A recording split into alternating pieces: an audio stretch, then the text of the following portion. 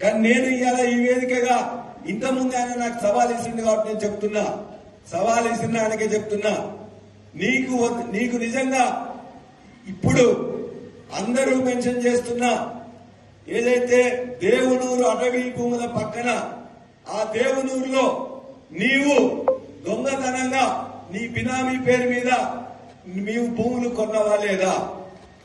ఆ భూములకు నీవు ఒక జీతగాన్ని పెట్టుకొని గత నెల వరకు కూడా గత సీజన్ల వరకు కూడా వ్యవసాయం చేయించినవా లేదా?